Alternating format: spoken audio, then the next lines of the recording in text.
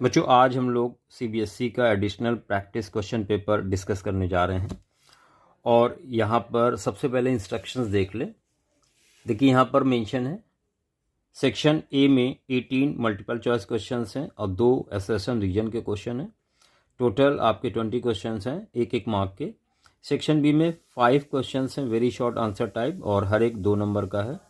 Section C में 6 short answer हैं जो कि 3-3 नंबर के हैं। सेक्शन डी में 4 क्वेश्चंस हैं लॉन्ग जो कि 5-5 मार्क के हैं। सेक्शन ई में 3 केस बेस्ड क्वेश्चंस हैं और ये 1 और 2 नंबर के हैं। बच्चों सारे क्वेश्चंस कंपलसरी हैं और 5 नंबर वाले में 2 में आपको इंटरनल चॉइस मिलेगी, 3 नंबर वाले में 2 क्वेश्चन में इंटरनल चॉइस है, 2 नंबर वाले क्वेश्चंस में भी 2 क्वेश्चंस में इंटरनल चॉइस मिलेगी, जबकि केस बेस्ड क्वेश्चन जो है सेक्शन ई उसमें आपको 2 नंबर वाले क्वेश्चन में आपको चॉइस मिलेगी। तो स्टार्ट करते हैं section A. Which of the following could be graph of the polynomial.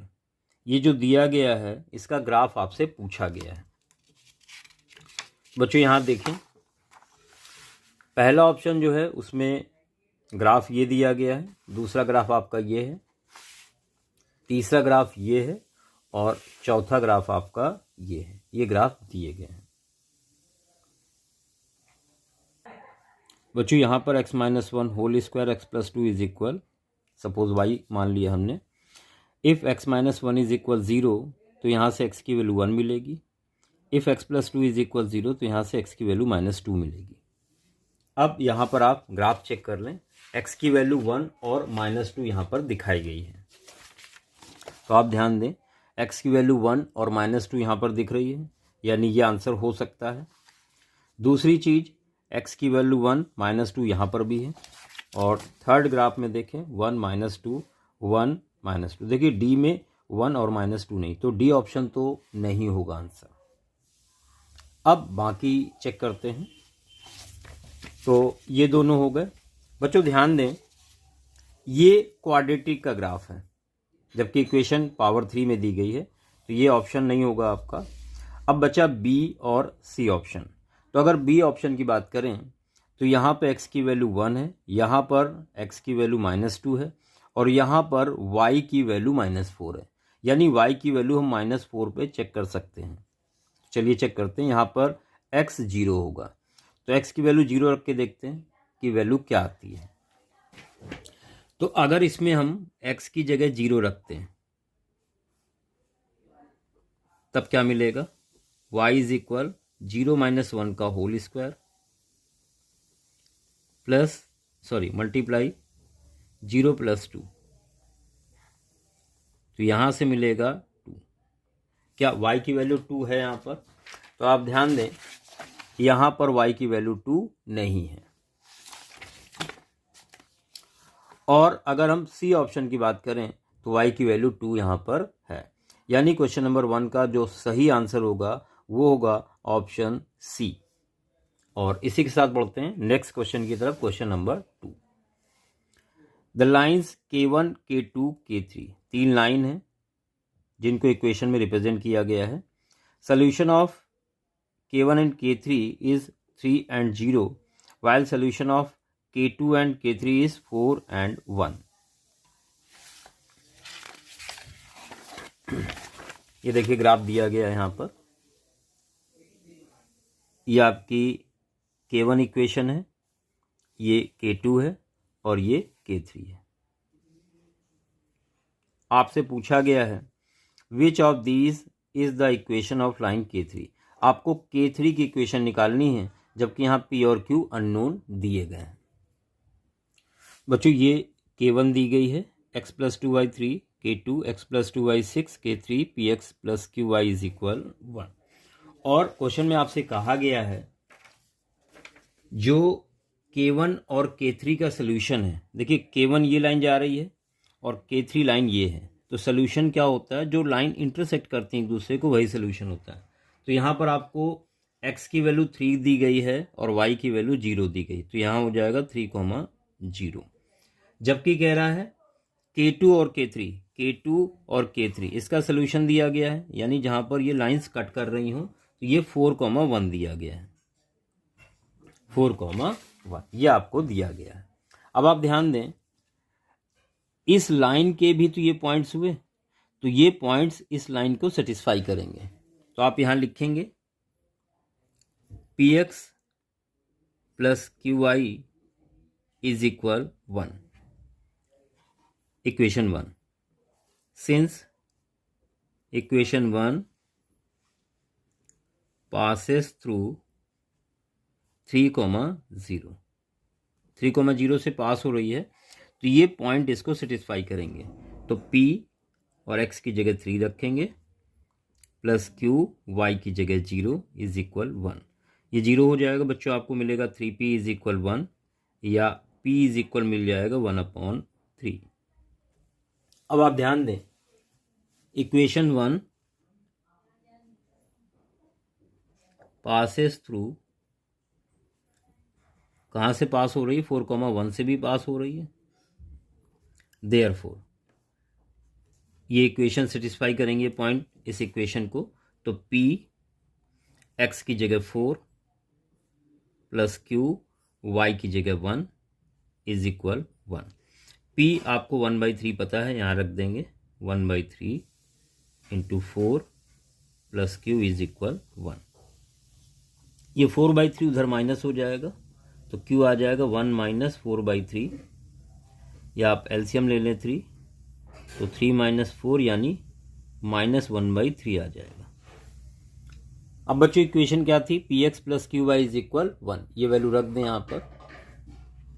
Therefore p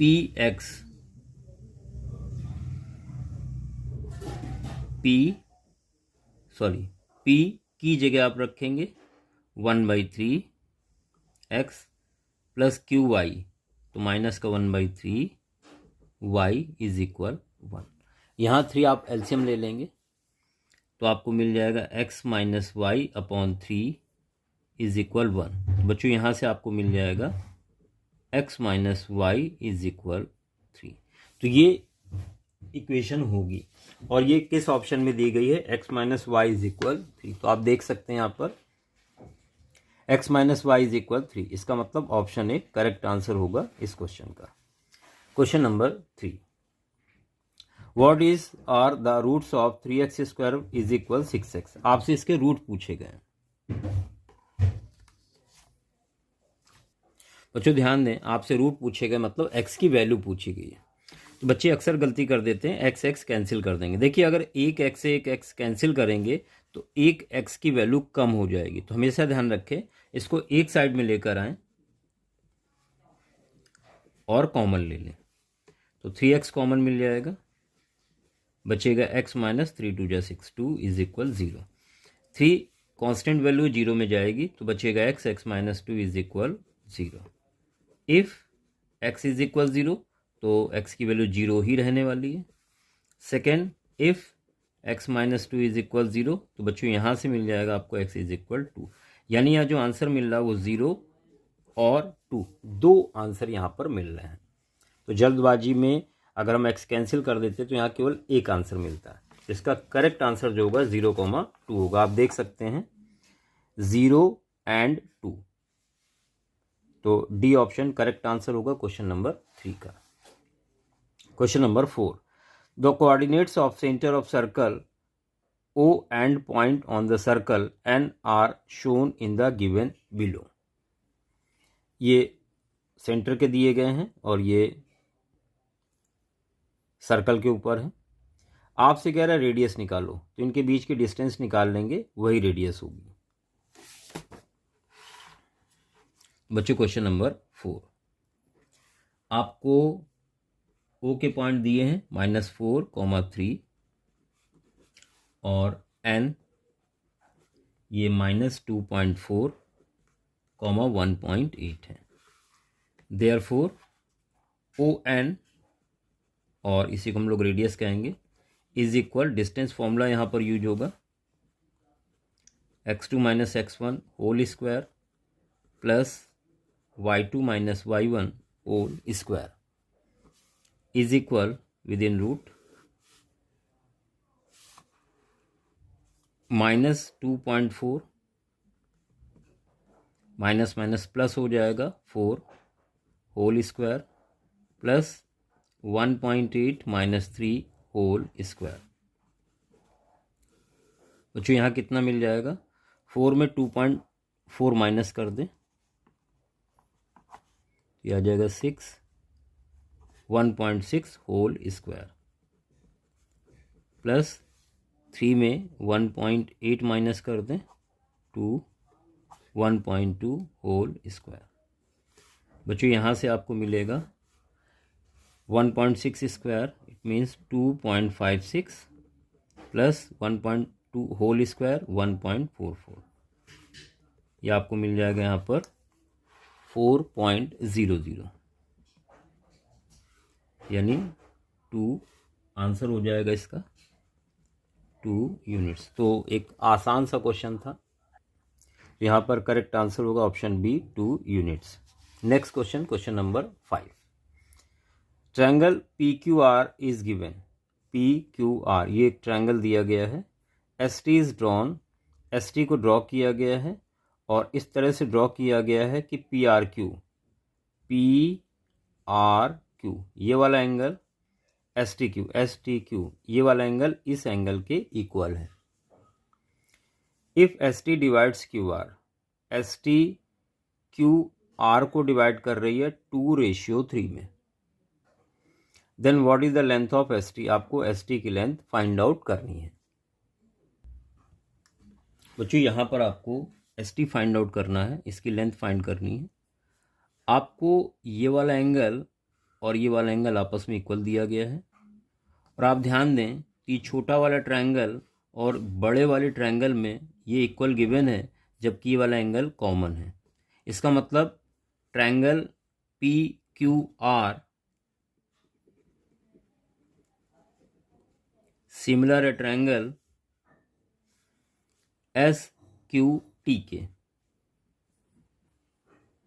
तो यहाँ पर हम लोग सिमिलरिटी की प्रॉपर्टी लगा सकते हैं। देयरफॉर आप लिख सकते हैं इनके साइड के रेशियो। तो यहाँ पर हम लोग लिखेंगे P R upon S T is equal Q R upon Q T.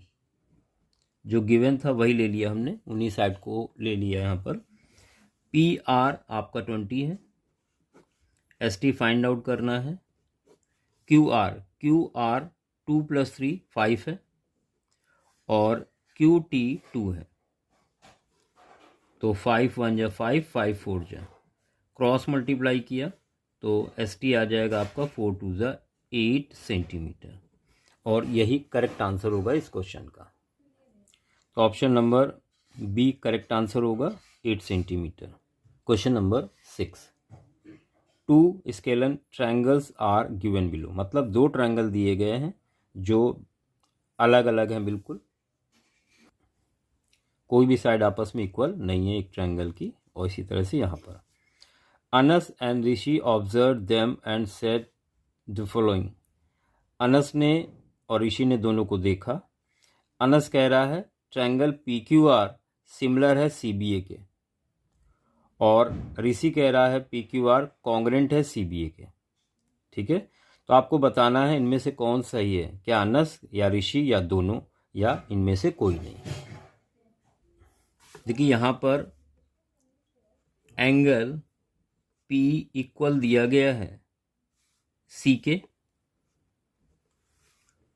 और एंगल R इक्वल दिया गया है A के। और अगर किसी अलग अलग 2 ट्रायंगल के 2 एंगल आपस में इक्वल हैं तो वो सिमिलर ट्रायंगल होते हैं। देयरफॉर ट्रायंगल पी क्यू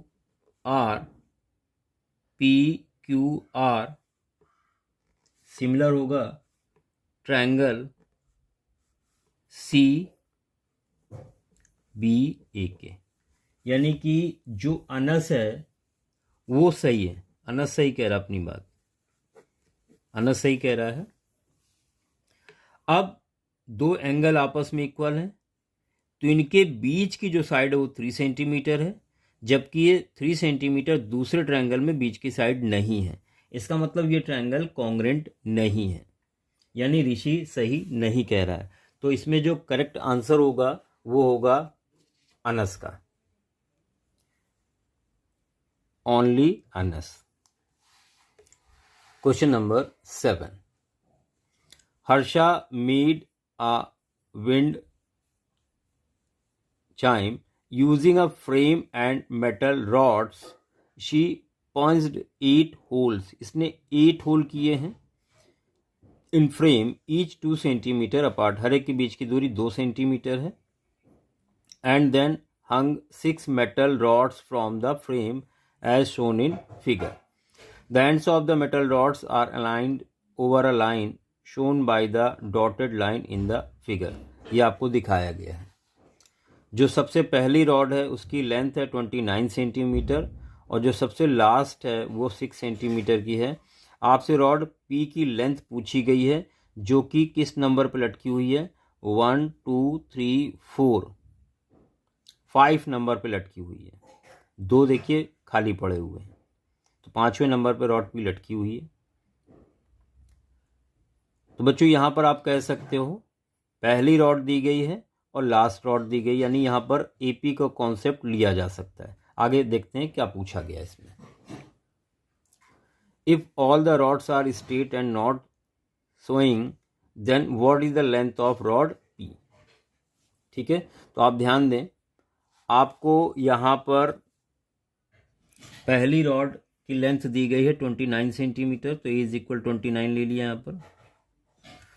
और जो 8वीं रॉड है उसकी लेंथ दी गई रॉड की, तो इसको A8 कह सकते हैं, ये दी गई है 6 सेंटीमीटर। A8 मतलब A प्लस n-1 यानी 7D इज इक्वल 6 हो जाएगा। A 29 है आपका, प्लस 7D इज इक्वल 6, या ये हो जाएगा 7D इज इक्वल -23 और D इज इक्वल -23/7। बच्चों आपसे पूछा गया रॉड P जो कि 1 2 3 4 5 5वें नंबर पे है, तो A5 आपसे पूछा गया। तो A5 का मतलब A plus n-1 into D यानी 4D हो जाएगा। A 29 है प्लस 4 और D -23/7 है। आप 7 एलसीएम ले लेंगे यहाँ पर, तो ये आएगा 29 इंटू 7 -4 इंटू 23, क्योंकि यहाँ माइनस लगा हुआ है। बच्चों ये आ जाएगा 7 9 63, 7 2 14 और 6 20, माइनस 4 3 12, 4 2 8 1 9, 3 2 1 20 -9 11, ये आ गया 111/7।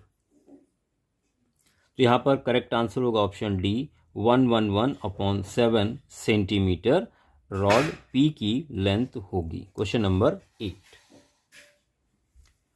2 circles with center O and N touch each other at point P shown OP and N are collinear। OP N एक स्ट्रेट लाइन में लाई करते हैं। Radius of the circle with centre O is twice that of the circle with centre O। इसकी जो radius है, इसकी radius इसकी double है। OX is tangent to the circle, OX tangent है। OX इज इक्वल आपको 18 सेंटीमीटर गिवन है और आपसे पूछा गया what is the radius of circle with centre O। इस वाले सर्कल की रेडियस आपसे पूछी गई है। तो यहां पर आपसे कहा गया है जो आपका OP है वो डबल है PN का, ये आपसे बोला गया है। तो यहाँ पर चाहे तो रेडियस को R सपोज कर लें, ये R हो गया, ये भी R हो जाएगा, ये 2R हो जाएगा। इसको हमने OPN को ज्वाइन करा दिया है। तो ओ पी इज इक्वल हो जाएगा 2r। अब बच्चों ध्यान दें, ये टेंजेंट है और ये पॉइंट ऑफ कांटेक्ट पे मीट कर रही, तो ये 90 डिग्री हो जाएगा। इस ट्रायंगल की बात करें तो 90 के ठीक सामने हाइपोटेन्यूस होता है, तो यहाँ लिखेंगे in triangle O N X, और आपको ओ एक्स 18 दिया हुआ है, यानी पाइथागोरस थ्योरम का यूज यहाँ पर हो जाएगा। तो लिखेंगे ओ एन स्क्वायर